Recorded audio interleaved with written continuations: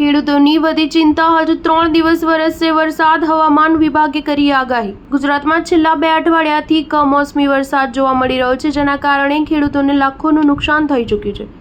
જો કે વરસાદ હજુ ખમૈયા કરવાના મૂડમાં નથી। હવામાન વિભાગે આજથી 3 દિવસની નવી આગાહી આપી છે, જેમાં સૌરાષ્ટ્ર, કચ્છ સહિત ઉત્તર ગુજરાતમાં વરસાદની સંભાવના છે। હવામાન વિભાગે જણાવ્યું હતું કે દક્ષિણ ગુજરાતમાં અપર એર સાયક્લોનિક સર્ક્યુલેશન બનેલું છે, જેના કારણે રાજ્યમાં વરસાદી માહોલ ઊભો થયો છે। હવામાન વિભાગની આગાહી અનુસાર 7 દિવસ દરમિયાન છૂટોછવાયો વરસાદ વરસવાની સંભાવના વ્યક્ત કરી છે। શુક્રવારે અનેક જિલ્લામાં ગાજવીજ સાથે હળવાથી મધ્યમ વરસાદની શક્યતા વ્યક્ત કરી છે, જેમાં વડોદરા, છોટાઉદેપુર, નર્મદા, ભરૂચ, સુરત, ડાંગ, નવસારી, વલસાડ, તાપી અને દમણ, દાદરા નગર હવેલીમાં અને ઉત્તર ગુજરાતના સાબરકાંઠા, અરવલ્લી, પંચમહાલ, દાહોદ, મહીસાગર તેમજ સૌરાષ્ટ્રના રાજકોટ, જૂનાગઢ, અમરેલી, ભાવનગર, ગીર સોમનાથ, બોટાદ અને દીવમાં વરસાદની શક્યતા છે।